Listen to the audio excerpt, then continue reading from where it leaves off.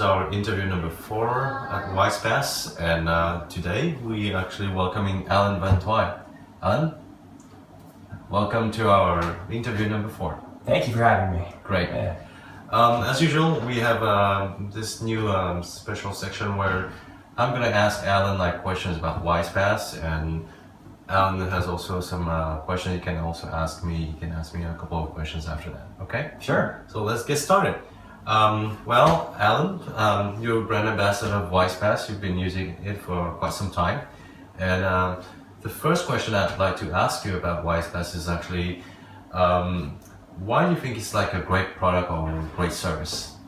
It's really unique. I think anybody that hears about it for the first time, it's almost hard to believe. You know, for one price every month, you can get a free bottle. The amount of value that is, that can add up to a lot of value for a customer. It sounds too good to be true, and that's actually how I felt about it the first time you explained the concept to me. I don't know if you remember, back in September or October, I was like, there's no way that's real. Actually, I remember we had this discussion together about, the second, because it actually follows this question, is if you use WisePass, is it going to change your consumer behavior? Are you going to just keep going to the same places, or are you just going to start using it? Did you see any difference after using it? Yeah, absolutely. There's definitely some venues, the venues that I would have gone to normally aren't included in the venues list yet. But because I have access to WisePass, I am going to venues that I've never gone to before, or B, venues like Broma that I know about, but I didn't necessarily choose to go to on my own. And now that I have access to, whether it's like gin or wine or champagne, I find myself going to different venues now for access to those bottles. So you've done a good job of actually changing our behavior. Yeah, I guess I realized the more we get customers and members now, the more we realize the consumer behavior is changing a lot. You're gonna choose based on what we propose on our list. Yeah. And we just gonna go with it, and it removes all the decision factors let's go here and there. Yeah. And maybe have you discovered anything yet or new venues? Yes. Absolutely. Off the top of my head, Refinery has become one of my favorites. I knew about it, but you and I have shared some evenings at Refinery. That's really true. just digging into some wine and dinner and just really having a good time there. I love the setting there under the lights. Layla, I'd never been to before. I think it's new though. It's relatively Actually, it just got opened a month ago. Okay. So that that's makes sense. why. Good for them for getting on WisePass and introducing new people to it. I mentioned Broma. I've known about them for years, but I hadn't been going there until I saw them back on WisePass. And then Blanchie's is another one that I've known about for a long time, and I used to go to, but it was never my first choice. And now that it's on WisePass, I'm definitely finding myself at Blanchie's here and there. We celebrate with our team there. So. I know, it's just a lot of people come back all the time now at Blanchie for some reasons. Yeah. It's really convenient. It is. It's in the middle of town. It's just behind the old prep. It's fun. They have good music and. Oh yeah, it's really fun when you go with the WisePass members. So. Yeah, actually always with WisePass members like Laurent or you or Lamtran, other Lamtran. The other Lamtran. Yeah, good team. So moving on, we can talk about this now. We are going to expand more in Hanoi, and we're also gonna do maybe some lunch soon. So what do you feel about that? Do you think it's possible, or do you feel excited about this, or what do you have in mind when I mentioned that to you? Yeah, I think it's exciting. As a member, I think it's really exciting. I already use WisePass a good amount, but I don't drink every day. Some people do drink every day, but most people don't drink every day. But everybody has lunch. And once you open up lunch, I think you put your app in the realm of people using it every single day. And I think it's extremely generous of you to include it at the same pricing tier. I think that's an incredible value for. That's magic. Yeah, it really is, and great for the venues as well, because as I understand it, they'll still be getting paid for the lunch. So it's really the way that I've when I talk to my friends about what WisePass is, they all say, wow, $6 million for a bottle every night. That's great, but I don't drink that much, But once you include lunch, it's almost irresponsible for people not to have it. You know, like people will start getting WisePass for the lunches and then for the occasional bottle of wine or liquor. I think lunch might quickly become your number one. So hopefully when we're launching this soon, we'll see the numbers. That's exciting. Yeah, really cool. Yeah. Do you have any couple of questions maybe for me, for our people watching us here right Sure. now? Yeah. So the first question I have is, you know, this model, it's not really obvious how, basically it's a partnership between, I mean, you have to sit between the venue and the distributor. How did you find out that there were these bottles that you could buy from the distributor? And how did you figure this model out? How did you learn about this? To be honest, like we started with those distributors a year earlier, and we built this relationship with those guys at Van Toai, which is a distributor we started with. The brand is Jack Daniels. Yeah. And we sat down and we discussed about the issues we would like to solve. Yeah. And they gave us a price. And we were like, oh my God, this is actually a price from the distributor. Yeah. So the bars are actually marking up the balls a lot. And we realized that there are some rooms where we can actually play with the numbers. So it's just about math, basically. We were looking at the numbers and the probability, and we made some statistics about that. But this is like just like some consultant job if you just stick there. Yeah. The entrepreneur part is actually getting all those numbers, the analysis, the probability, and actually launch the product. Yeah. And we were scared as hell because we didn't know 6 months ago like what the numbers would be. Yeah. We know now that like when you give a membership to someone else, on average, people would use it around 9 times. And this was making actually the business model, the unit economics would make sense for us. Sure. So, But you didn't know if they would use it way more times. and we didn't know. Yeah. We didn't know. We knew that there would be some people, but there's a bell curve, right? We knew that some people may drink like 19 times actually. Now we know that. But there's just one person, right? Yeah, I can guess.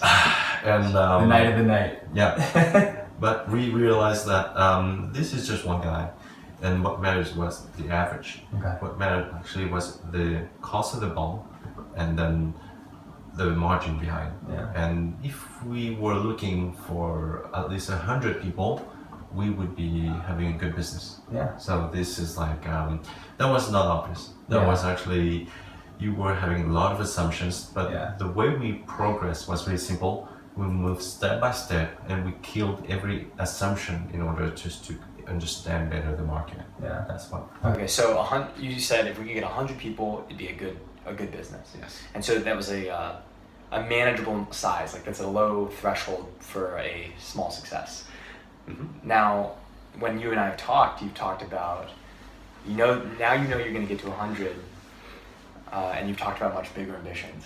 Sure. So you have some really big ambitions, which, I'll let you share on your own terms, but I'm curious, what motivates you? Like personally, I think, my ambitions are much more humble in terms of what I want to do with my business, in terms of revenue goals or membership size. So I'm curious, your ambitions are much bigger. What motivates you to go so big? Gotta be honest, like I just reached my 30s like a couple of years ago, and I set myself a challenge, like what I'm gonna do for my 30s, right? And what's gonna make me wake up every morning with the burning desire and the passion just to wake up and actually do something that matters. It took me some time because I came back to Vietnam, and then coming back to Vietnam is just one step, like you can just come back, right? What are you gonna do, right? And when I looked at my field in marketing, like what can we do to really build something in Vietnam that will be tremendously, we can become very big, right? This thing actually, and maybe I should talk about that. When I found that, I realized, okay, this is something interesting for me because I can exercise my mind every single day, test with the reality, because I'm not a guy who would just do some theory. Right? Sure. I'm a guy who likes to confront with reality, and actually, if it works, then you get the numbers, you see the people using your product, right? Then we realize that this problem is actually how to solve the problem for all the brands that are selling offline. And they never know the ROI of the investment. Was this Vice app before? Exactly. Yeah. So the mission statement actually when we started 2 years ago was how to drive traffic from online to offline. So let's say you put $100,000 and you're a marketing or brand manager, your boss gives you $100,000 in cash. He says, all right, Alan, here's 100K, but you gotta give me $500,000 in sales. Prove it. And basically this is what Vice or today WisePass is doing. We are basically a tool for marketers, and we actually enable them just to control the investment and the ROI in the marketing field. And from my research, like nobody else is doing such kind of thing today. But it's not again so obvious today because like the way we have to build that thing is actually we had to start first with a value proposition with a really good and attractive consumer app, and then we would have like transaction and members, and this is how we collect all the data points. And then behind then you building something extremely valuable because everyone wants to invest and get a good ROI. Everyone wants to get rich, right? But you got to build the whole entire system, and this is going to take some years to do that. And by actually starting with the membership with all the brands, we get the scale because all the liquor and the spirit brands are actually global.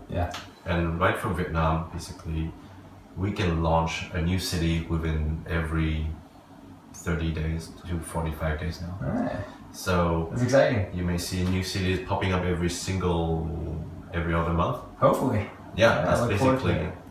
And that's it. We're actually building and designing our system. What's the hardest part about growing a business right now?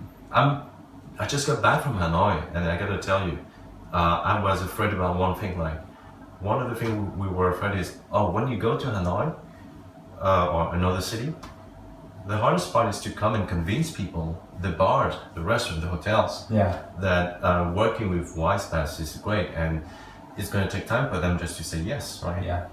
I was really surprised to get so many yes in a short amount of time. Cool. And I was surprised myself because it was so hard in the beginning. That I took it for granted, like, I got to work really hard when I'm going to open a new city. So why do you think it was easier now in Hanoi than it was at the beginning? I guess like when you have like today like more than 28 venues that signed up for WisePass already. And there's social proof. You're proving model at that point. You're proving that people talk about it. And do you show data in the sale? We show the data. The venue owners. So it's not just an idea anymore. It's not a project. It's actually running. We already have like consumers. We have numbers, and we can show. We have experience now. We know exactly how it works. At least in Ho Chi Minh City. And we believe that people are drinking everywhere else in the world, in every city, because they have hotel, restaurant, clubs, and bars. Also, like as we grow, as we expand, as a month passes by, like we get to solve more and more problems from the bars and from the restaurant. One of the things that we're solving is very simple because I just got challenged in Hanoi by one business owner, and also in Ho Chi Minh City. They say, okay, you got traffic, you proved it, fine. But there's one thing you can actually prove. You bring someone else that's gonna get a ball, but how are you sure like this guy's gonna spend a lot of money or more or less than my average? So that's hard actually because we would have to track the member spend in a systematic way. But next quarter, we actually build this product. It's mobile payment, and people will be able just to pay with WisePass. And that's great for the whole bill. Oh, definitely. And because like let's say that's just an idea, but let's say you use WisePass and then you spend 10, 15, 20 million VND, then when you reach 20 million VND, you may get an iPhone 7. Wow, nice. Exactly. That's really cool. That's how we incentivize our members to use WisePass mobile payments, so on. Cool, awesome. So when you do that, well, we'd be really happy just to get all the numbers. And then venue owners may challenge us for something else. We don't know which type of challenge, but when we solve that problem, we believe that in getting back to selling to venues, we can prove to venue owners that we definitely provide traffic and sales in a very systematic way for them specifically. Cool. So I'm looking forward to that. next quarter Awesome. for the next interview. Sounds good. Great. Yeah. Well, Alan, thank you for coming here, Thank you for having me. and hope I'll see you for the next interview. All right. Absolutely. See you guys. I'm in love with your body. Every day discovering something brand new. I'm in love with the shape of you.